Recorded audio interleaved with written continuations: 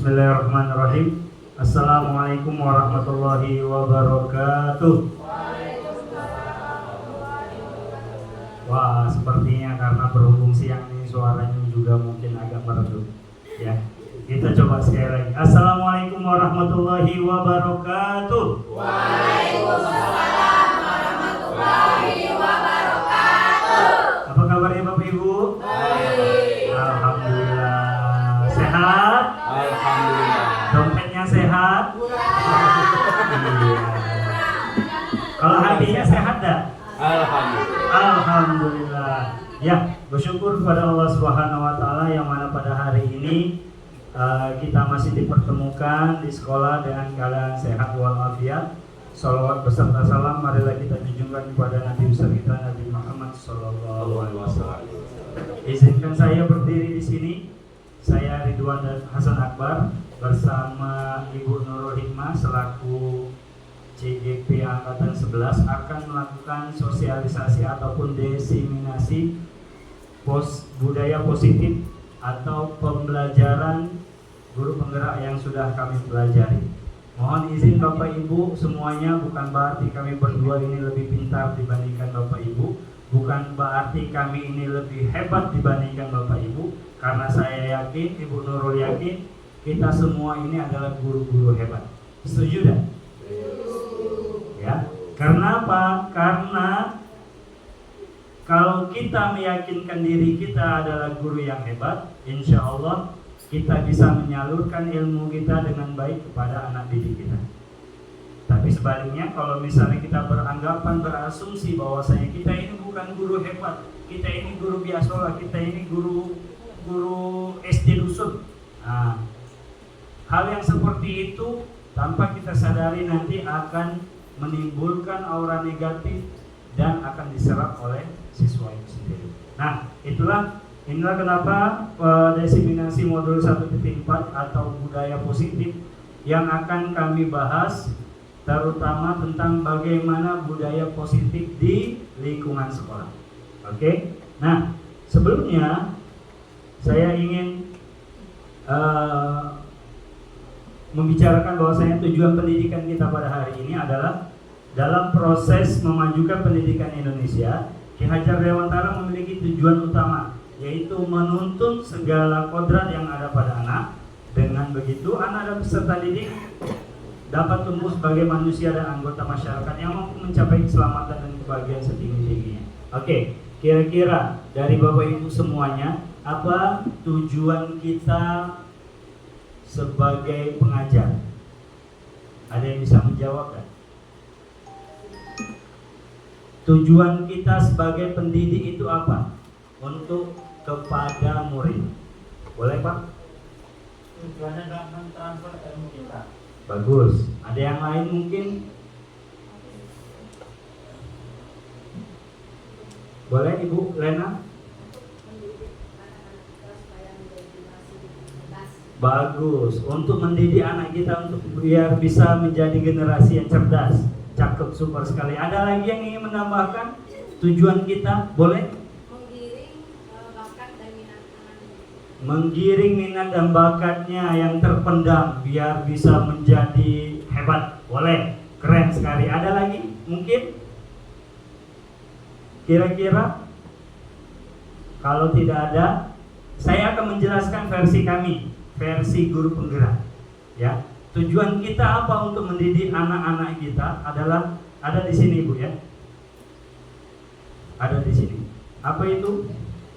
Menuntut. Ya. Tujuan kita sebagai pendidik adalah menuntut. Kenapa menuntut? Karena kalau definisi menuntut itu seperti apa Bapak Ibu? Kalau menggiring kita dari belakang. Ya, menggiring itu siswa di depan, kita di belakang, kita dorong. Nah, itu menggiring. Kalau menuntut, mendampingi. Betul. Tepuk tangan dulu Ibu Isawaina keren. Mendampingi, berdampingan bersama-sama. Ya, kalau berjalan berarti setara. Ya, bukan di depan, bukan di belakang, akan tetapi setara. Nah, inilah tujuan kita adalah menuntun anak-anak. Bukan berarti kita sama derajatnya kepada anak, tidak. Kita harus memiliki batasan. Sebagai guru dan sebagai siswa ada batasannya. Akan tetapi ketika kita mentransfer ilmu kepada siswa, kita harus jadi setara dengan dia. Apa keinginan mereka, apa yang ingin mereka wujudkan. Yang dibilang Ibu Sawena tadi keren, mendampingi, mengiringi minat dan bakatnya, ya. Kita tanya kepada mereka, apa keinginan mereka. Nah, itu yang akan kita support. Oke? Nah, itu tujuan kita sebagai pendidik. Kemudian, nah, apa itu budaya positif? Kalau dalam teorinya, budaya positif di sekolah adalah nilai-nilai kebiasaan di sekolah yang berpihak pada peserta didik agar mereka berkembang menjadi pribadi yang kritis, hormat, dan bertanggung jawab. Tapi kalau dari versi saya sendiri, apa itu budaya positif? Budaya positif adalah seluruh aspek, seluruh tingkah laku kita, seluruh pembelajaran kita harus beraura positif. Apapun itu. Contoh, saya sebagai guru agama, bagaimana saya ingin memberikan aura positif saya kepada siswa dengan misalnya makan, duduk, ya, kemudian minum duduk, atau misalnya keluar kelas bersendal, atau misalnya ketika ada lagu bendera merah putih, lagu Indonesia Raya di pagi hari, saya keluar kelas sambil berhormat. Nah, hal yang seperti itu yang kita tanamkan, yang mana tidak perlu kita suruh, walaupun ada sedikit pemaksaan. Nah, tapi kalau misalnya dari diri kita sendiri, kita melakukan hal itu, dilihat oleh anak-anak tanpa mereka sadari, mereka sudah diajarkan oleh kita. Nah, itulah budaya positif. Ya, itu versi saya. Kalau dalam versi kurikulumnya ya seperti ini. Nah, sekarang saya ada sedikit game, ya, biar tidak menghilangkan rasa kantuk Bapak Ibu. Silakan cari pasangannya, berpasangan, bersampingan saja. Siapa? Kalau misalnya Pak Febri mungkin sama Pak Abdul, boleh ke sana, atau Pak Abdul ke sini. Ibu Sipa dengan Pak Yulianda. Yang lainnya untuk menyesuaikan. Oke? Ya. Jadi tugasnya simpel. Salah satu dari pasangan tersebut ambil kertas kosong, ya, disobek boleh. Kemudian tulis harta ibu di dalam itu, atau harta bapak apa yang paling berharga di dalam kertas tersebut. Mobil kah, uang kah, emas kah? Hah? Satu orang saja yang dari berpasangan itu, satu orang saja ambil kertas, ya, kemudian ya tuliskan barang yang paling berharga, yang boleh barang, boleh benda, boleh orang, terserah. Pokoknya yang paling berharga yang ibu miliki atau bapak ibu miliki.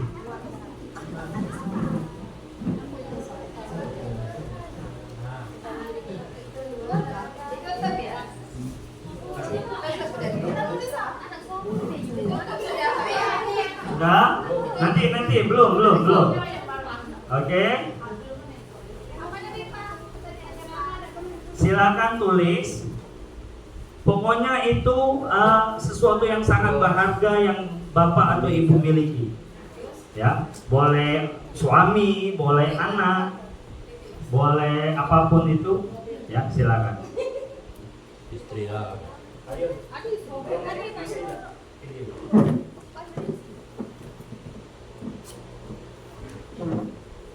Sip.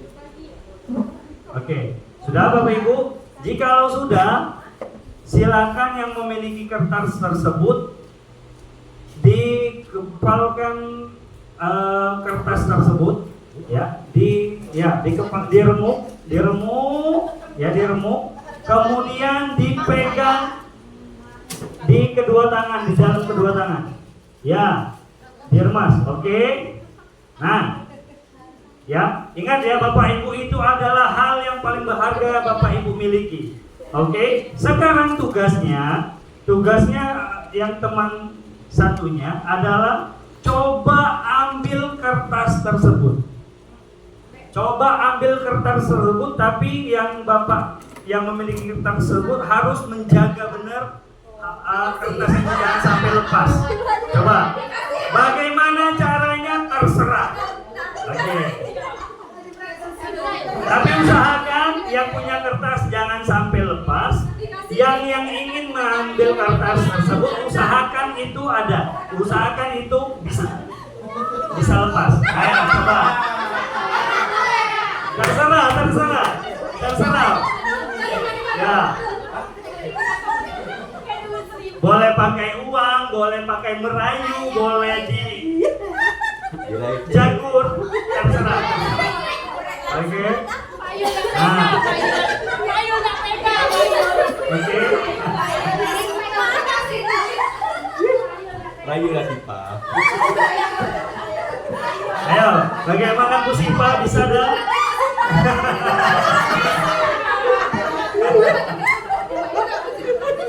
Oke. Bagaimana Pak Febri? Coba ambil, Pak. Ya. Apakah harus dipaksakan diambil? Ya. Oke. Baik. Kira-kira Pak Febri mau tidak melepaskan hal yang paling berharga itu kepada orang ini? Demi Allah tidak. Oke. Kalau Pak Yulianda bagaimana, sudah dicoba belum? Sependapat dengan Pak Febri. Oke. Baik. Nah, di sini maksudnya adalah perubahan paradigma. Oke. Nah, apa itu perubahan paradigma Bapak Ibu? Ya. Perubahan paradigma adalah bagaimana kita merubah paradigma, merubah persepsi kita sebagai guru. Merubah persepsi kita sebagai guru, bukan kita itu menuntut anak untuk bisa jadi pintar, akan tetapi kita rubah itu. Kita rubah menjadi menuntut. Kalau kita menuntut anak untuk menjadi pintar, berarti kita harus memaksakan anak tersebut untuk menjadi pintar. Ya, memang ada beberapa kasus siswa sukses. Siswa berhasil dengan tindakan yang mungkin bisa dibilang dengan sedikit paksaan. Ada beberapa kasus, tapi banyak dari kasus tersebut yang mereka cuma lewat saja ilmunya. Ya, masih mending kalau kuping kanan masuk kuping kiri, masih mending itu. Ya, masih ada nempel sedikit-dikit di otak nih. Ya, tapi kalau misalnya masuk kuping kanan mantul lagi. Nah, itu yang banyak terjadi oleh anak didik kita. Kenapa? Karena salah satu penyebabnya adalah kita memaksa mereka, kita menuntut mereka agar menjadi pintar atau agar menjadi ahli, agar menjadi paham misalnya. Nah, itu yang harus kita merubahkan paradigma hal-hal tersebut. Nah, di sini ada ilusi kontrol dari Dr. William Glass, ya. Maksud dari ilusi kontrol ini adalah bagaimana kita sebagai guru adalah menghilangkan paradigma ini. Contoh, ilusi guru mengontrol murid. Nah, ini yang harus kita ubah cara pandang kita ya Bapak Ibu ya. Maksudnya bagaimana kita ketika kita mengontrol murid, ya, beranggapan dengan kita mengontrol murid bisa nurut dengan kita, itu hanya kamuflase mereka. Ya, saat ini mereka akan mengikuti kita, tapi 5 menit kemudian mulai lagi. 10 menit kemudian hilang lagi perintah kita. Nah, ini harus kita rubah. Bahwasanya kita bisa mengontrol murid misalnya. Ya, ada kalanya memang nurut, tapi mereka tidak membenamkan hati mereka, tidak membenamkan tujuan kita, ya. tidak membenarkan disanubari mereka bahwasanya oh ini baik loh. Karena apa? Kita tadi di awal terlalu menuntut. Kemudian ilusi bahwa kritik dan membuat orang merasa bersalah dapat menguatkan karakter. Saya beri contoh, ya. Misalnya siswa itu adalah pernah maling, ketahuan. Kemudian kita kita bully habis-habisan atau kita hukum, kita justifikasi habis-habisan, ya. Apakah itu bisa merubah karakter? Ya, ini harus kita rubah. Ya, memang kami tidak bisa menyalahkan. Ada beberapa kasus siswa yang ketika kita bikin dia rasa bersalah, mereka bisa berubah. Tapi apakah Bapak Ibu sadar? Apakah Bapak Ibu sadar dengan hal tersebut itu terbenam di hati mereka sampai mereka dewasa, sampai mereka tua? Mau bukti tidak? Saya akan tanya sama Bapak Ibu satu-satu, apa hal terburuk yang pernah Bapak Ibu lewati ketika sekolah? Ada tak? Kalau tidak ada, tolong angkat tangan. Hal terburuk. Tidak ada kan? Coba angkat tangan yang tidak mengalami hal terburuk dalam SD, SMP, SMA. Atau SMP saja. Kita ambil satu kasus, SMP saja atau SMA saja. Pernah tidak? Masih ingat tidak Bapak Ibu? Masih ingat kan? Kenapa? Karena ini salah satu guru kita sebelumnya beranggapan bahwasanya dengan menegaskan kau udah boleh ini misalnya, apalagi sambil nunjuk ya, memang mereka nurut ketika saat itu. Akan tetapi kedepannya apakah dia masih memendam rasa tersebut? Kita yang nggak tahu. Ya, contoh saya saja. Saya guru fisika kelas 3 SMP. Tiap hari Selasa saya minggat. Ya. Tiap hari Selasa saya minggat karena dia masuk dari jam pertama sampai jam ketiga, 1, 2, 3 istirahat, sampai 9 atau 9:30 istirahat. Nah, setiap hari Selasa saya minggat Bapak Ibu. Kenapa? Ibunya killer, nauzubillah. Ya, namanya siapa? Ibu Mary. Masih ingat kan? Atau contoh kasus lain dari saya pribadi. Guru namanya Ibu Nur Hayati. Guru matematika SMP juga kelas 3. Ya. Kebetulan saya hobi.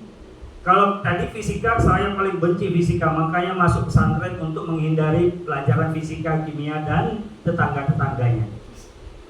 Nah, matematika saya masih agak mending, saya bisa menguasai pelajaran Ibu Nur Hayati tadi. Tapi perbuatan dia kepada teman saya yang masih membekas di pikiran saya. Bagaimana?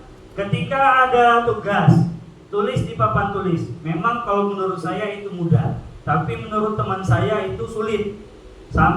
Ketika di papan tulis, membatu, bengong, dan bisa jawab. Kebetulan dia tidak pakai jilbab, kuncir kuda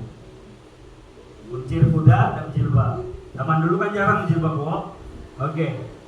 Dengan tegasnya Ibu Nur Hayati tadi sampai ada julukan Bapak Ibu, Ibu Oneng namanya.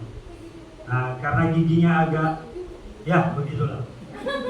Nah, ya, saking kesalnya ibu tersebut sambil memegang dua kuncir kuda tadi dengan tangannya, kemudian kayak gini kan?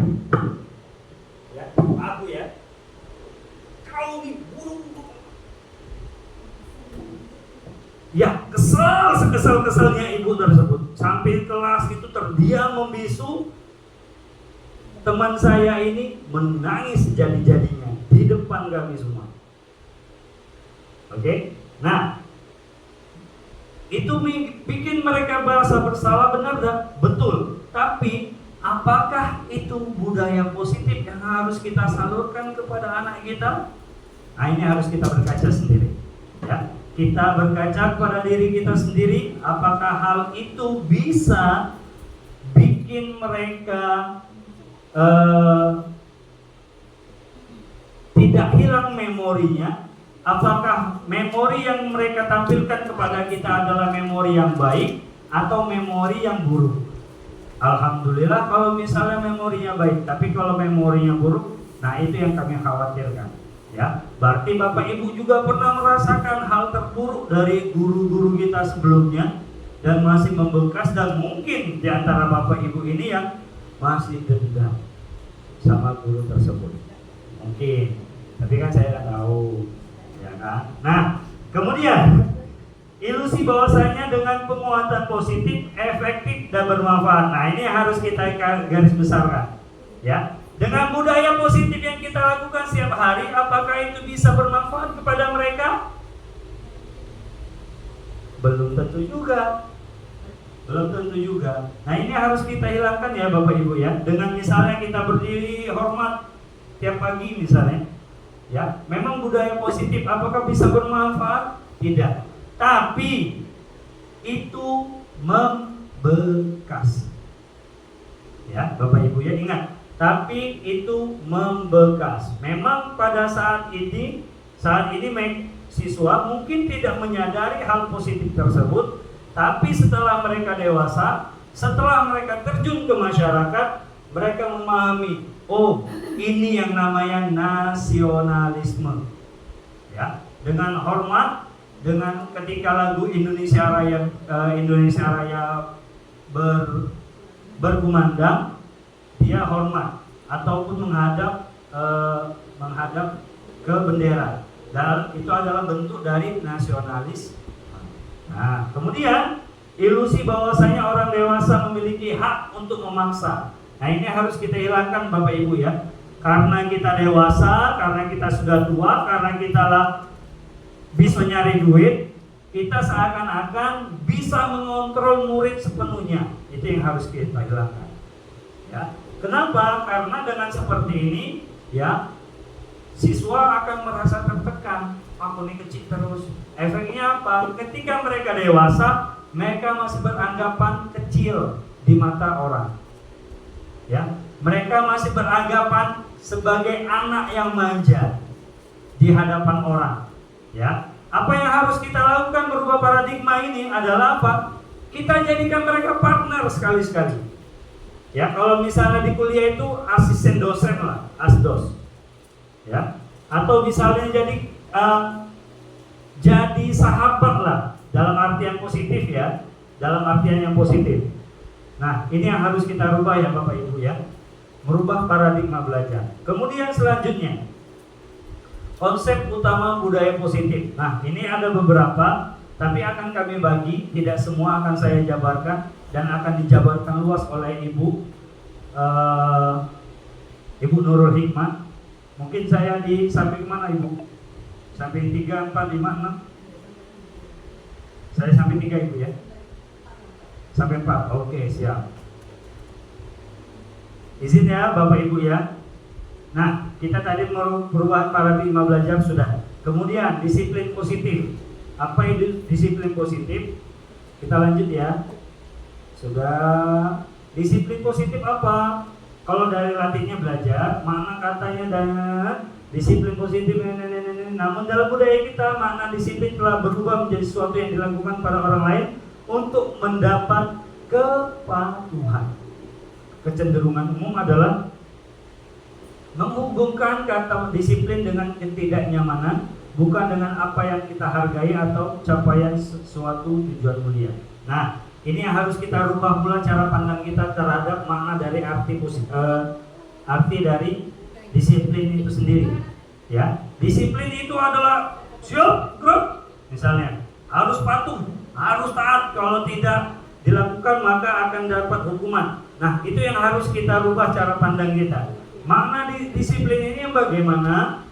Ya, kemampuan memerintah diri sendiri dalam mengontrol dan menguasai diri untuk memiliki tindakan yang mengacu pada nilai-nilai yang kita hargai dengan penuh tanggung jawab tanpa terperintah oleh orang lain. Nilai-nilai yang kita hargai adalah nilai kebajikan, sifat kondisi manusia, ya. Kemudian nilai-nilai dalam profil belajar Pancasila. Nah, ini yang harus kita tekankan Bapak Ibu ya. Dengan penuh tanggung jawab dan tanpa terperintah. Ya.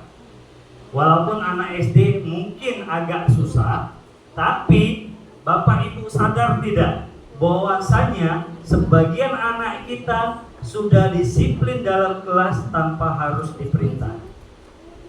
Contoh, ya, pulang sekolah siswa tanpa disuruh piket kelas.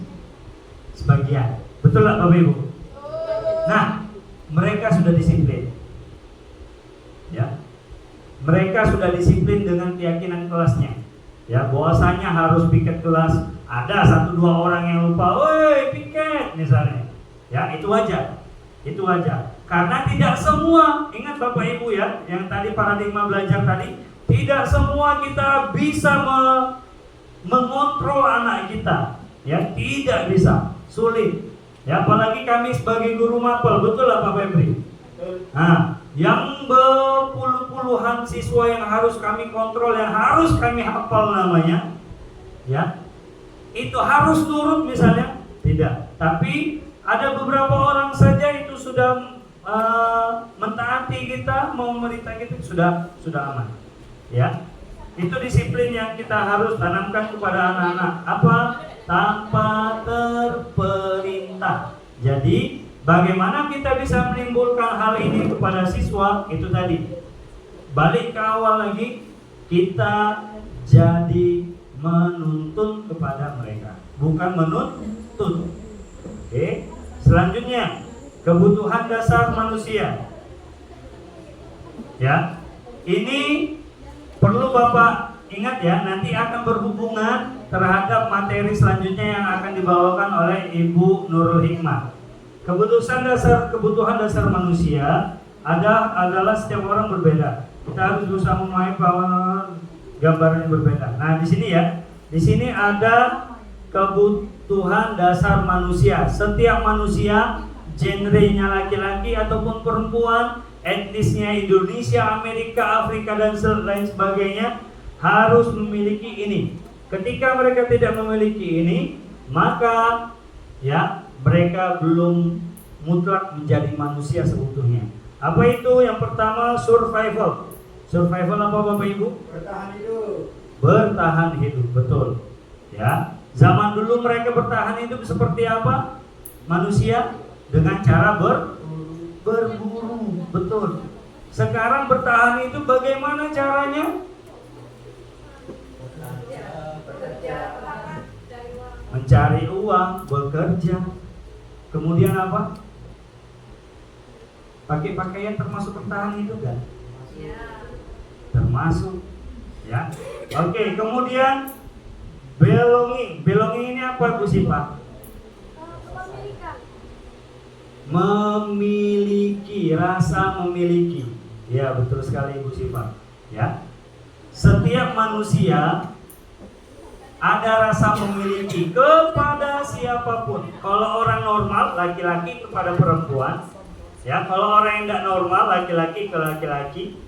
Ya, itu penting ya, karena apa? Setiap manusia itu memiliki rasa ingin memiliki. Ya, bisa saja benda, bisa saja orang, teman dan lain sebagainya. Kemudian fun atau rasa senang. Ya, setiap manusia ingin merasa disenangi, ingin merasa dihargai, ingin merasa dihormati. Begitu pula dengan siswa, ya. Siswa juga butuh dengan kekuatan. Mereka pengen bahwasanya mereka bisa mandiri. Mereka juga bisa menguasai pelajaran. Dan yang terakhir apa? Kebebasan. Ya, kebebasan. Sifat dasar manusia khususnya kepada murid, siswa juga berhak bebas. Bebas dalam artian apa? Artian positif yang bagaimana? Bebas menentukan apa yang dia kehendaki. Bebas menentukan apa minat dan bakatnya. Bebas bebas untuk menolak jikalau gurunya macam-macam. Ya. Harusnya siswa yang kritis adalah mereka bebas menentukan, Pak, saya gak suka kayak Bapak karena ini misalnya. Ya. Lantas bapaknya bilang, apa kau nih? Apa hak kau ngomong seperti itu? Nah, berarti kita sudah menghilangkan salah satu kebutuhan dasar mereka apa? Kebebasan berekspresi. Nah, ya. Jadi ketika kita sebagai tenaga pendidik dikritik oleh anak kita, apa yang harus kita lakukan? Apakah kita harus membalas kritikan? Tidak. Terima kasih, Pak. Harusnya berterima kasih. Tapi Pak, kita sebagai manusia terkadang hilaf, betul lah? Ya kan? Ketika siswa mengkritik kita, atau ngapalah lo nih, kayak paham baik misalnya, ya, itu kadang terucap kepada kita. Kenapa? Karena kita juga merasa ingin bebas, tapi dalam hal yang negatif. Ya, seperti itu. Kemudian ada kasus pertama.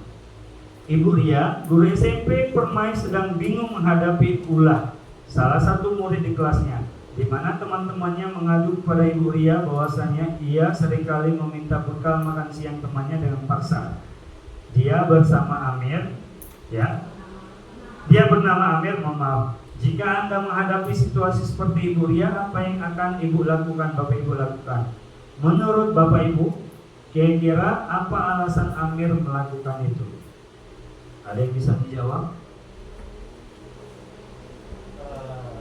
Sejauh ya. Boleh.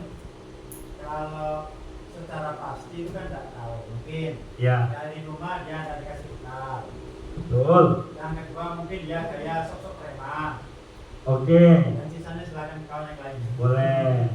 Jadi ketika Bapak ketemu sama Amir, apa langkah yang Bapak lakukan? Yang saya lakukan mungkin bertemu dia face to face. Oke. Oke. Pendekatan secara kejiwaan. Apa yang mendasari dia melakukan seperti itu? Benar. Setelah dia mengutarakan apa alasannya, kita kasih solusi yang sebaik mungkin dan bijaksana dan tidak mengejudge. Oke. Menuntutnya bahwa yang dilakukannya tidak baik. Seperti yang Bapak sampaikan tadi. Tepuk tangan untuk Pak Febri keren. Ya, yang langkah-langkah yang Bapak Febri lakukan itu benar. Ya, kita dekati secara persuasif, kemudian tanya baik-baik apa alasan mereka, dan kalau boleh saya tambahkan, tanya di antara 5 ini, bukan berarti kita tanya kok tuh bebas, tak, bukan. Di antara 5 ini ada tak yang dominan terhadap si Amir tadi?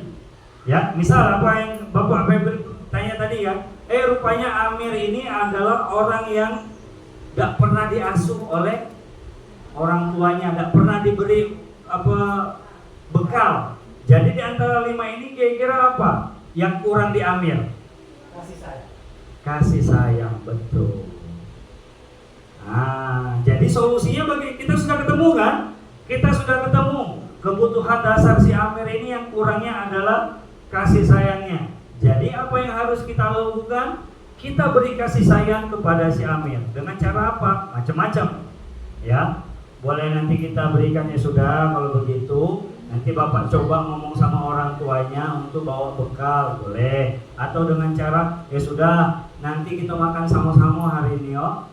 Besok mungkin, ya, siapa tahu orang tuanya juga mau akan memberikan bekal dan sebagainya. Macam-macam. Ya. Versinya macam-macam, dan ini tidak mutlak ya. Bagaimana cara ibu menyelesaikan kasus si Amir tadi? Tidak wajib harus ada misalnya seperti yang Bapak Febri lakukan, tidak. Boleh dengan cara yang lain. Asal kita ketahui bahwasanya kebutuhan dasar dia bisa terpenuhi. Dengan cara itu, nah, kita balik lagi ke yang tadi, dia akan menimbulkan kesan positif kepada kita. Dia akan membenak terus ke dalam sanubari dia. Dia ingat bahwasanya Pak Febri ini adalah guru yang paling pengertian keku, kata Amir. Ya, dibandingkan guru yang lain, Pak Febri inilah yang paling aku kenal. Ya, karena apa? Karena dia sudah tahu apa curhatan aku, misalnya seperti itu. Ya. Nah, dalam hal itu dia akan terbenam dalam hatinya dan bisa diimplementasikan di masa depannya. Ya. Nah, dalam konteks ini, disiplin positif ini, Ibu Ria sebagai mencari tahu alasan Amir, kemudian keputusan mana yang berusaha diperoleh oleh Amir. Nah, ini jawabannya. Ya, macam-macam versinya. Ya, survival berarti Amir tidak bawa bekal. Kalau misalnya teman Amir jadi perhatian dan lain sebagainya, ya. Kemudian teori perilaku manusia di sini semua perilaku memiliki tujuan adalah apa? Eksternal, motivasi dan internal. Kalau eksternalnya apa yang terjadi bila saya tidak melakukannya dan lain sebagainya. Ini sama saja teori motivasi perilaku manusia. Kita nextkan saja. Kemudian hukuman, sanksi dan eksekusi. Kita ke sini ya. Nah, Iva kurang menguasai pelajaran matematika sehingga pada saat pembelajaran tersebut berlangsung dia lebih banyak berdiam diri atau menggambar di buku pelajarannya. Pada saat guru matematikanya Pak Seno menanyakan pertanyaan Iva menjadi buku dan tak sengaja menjatuhkan tasnya dari kursi, serta tiba-tiba menjadi gagap dan berupaya menjawab. Seluruh kelas pun tertawa melihat perilaku Iva yang berbicara tergagap dan terkejut tersebut. Pak Seno pada saat itu membiarkan teman-teman Iva menertawakan, dan Iva tergagap dan malu luar biasa, dan malahan minta Iva maju ke depan lagi dan berdiri depan kelas sambil menunjuk hidungnya karena tidak bisa menjawab pertanyaan Pak Seno. Kelas makin gaduh, anak-anak pun tertawa melihat Iva di depan kelas memegang ujung hidungnya.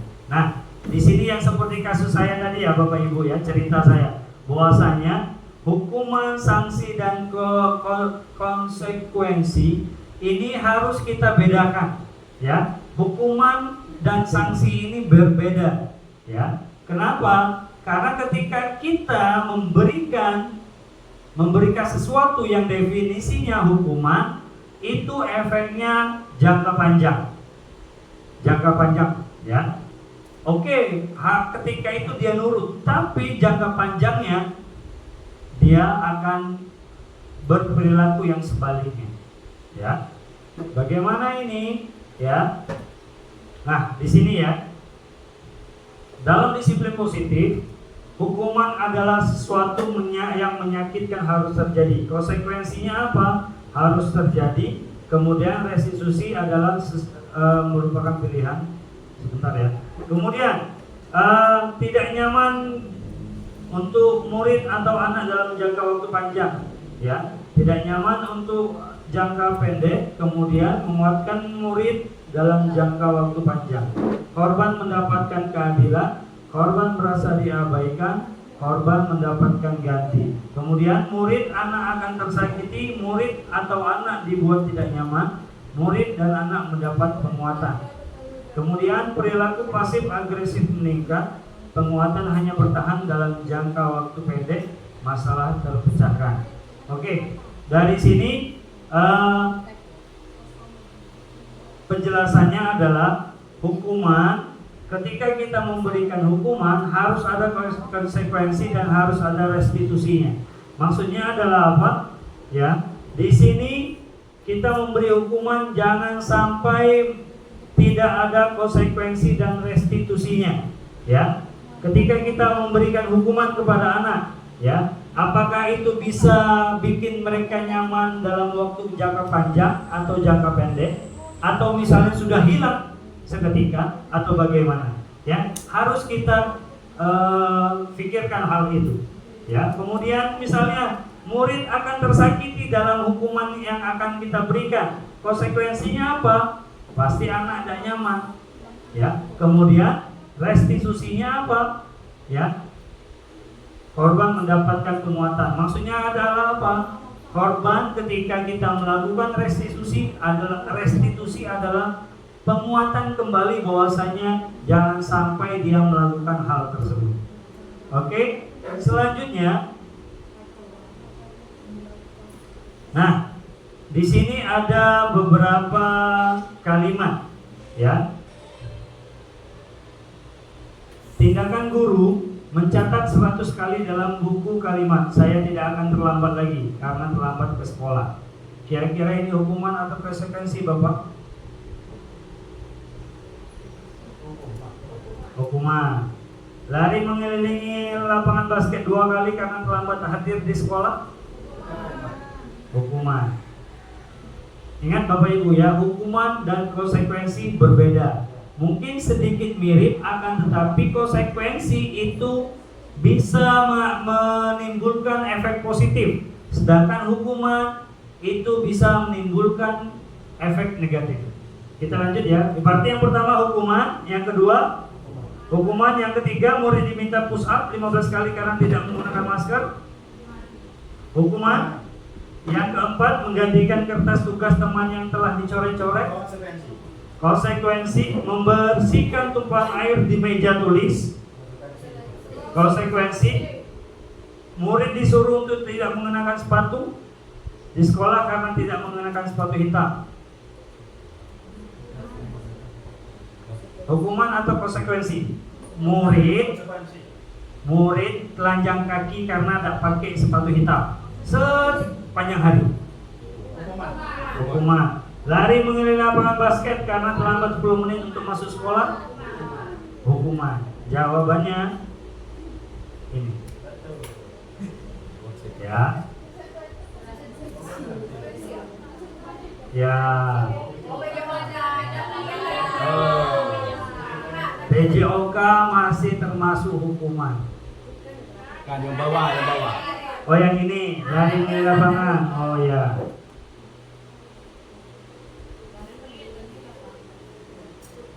Oke.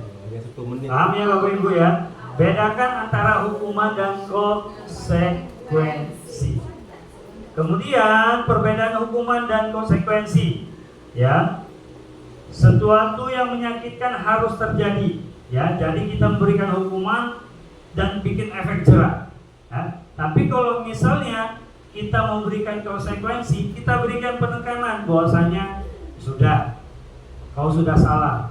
Kau sadar tak itu yang kau lakukan itu salah? Salah apa? Siap tak menerima hukuman? Siap. Nah itu adalah konsekuensi. Kita berikan konsekuensinya. Ya. Tapi kalau misalnya dia maling misalnya, kau nih maling, ini, tak benar, anak tak benar, nah itu namanya hukuman. Ya. Kemudian membuat anak sakit fisik ataupun hati dalam jangka waktu lama.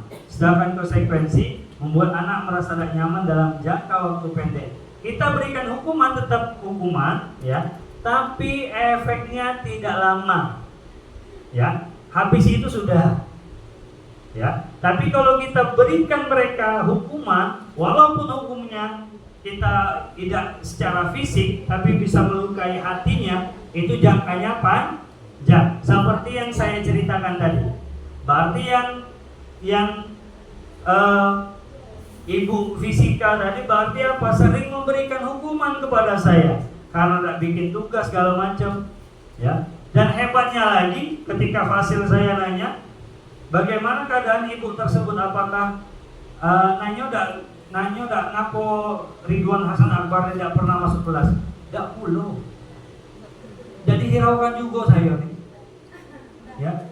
Padahal pengenlah ditanya ngapo tidak pernah masuk pelajaran ibu. Ngapo tidak pernah datang kelas hari Selasa, tidak puluh apa. Nah, berarti apa? Memang gurunya juga tidak berusaha untuk memperbaiki diri. Berarti ada yang salah di antara kami berdua, misalnya seperti itu, ya, dan lain sebagainya. Oke, selanjutnya, lanjut Bu ya. Oke, posisi kontrol guru. Nah, ini yang harus kita tanamkan Bapak Ibu ya. Ketika kita jadi guru, ada 5 posisinya. Kita lebih sering jadi apa? Jadi penghukumkah? Jadi pembuat rasa bersalahkah? Jadi temankah? Pemantaukah atau manajer? Ya. Oke, baik. Kira-kira Bapak Ibu sebagai apa di sini? Hah? Teman berkelahi. Berarti penghukum. Atau bagaimana? Nah, apa definisinya akan dijelaskan oleh Ibu Nurul Hikmah. Ya, ini saja yang bisa kami sampaikan. Kurang lebih saya mohon maaf. Wabillahi taufiq wal hidayah. Wassalamualaikum warahmatullahi wabarakatuh.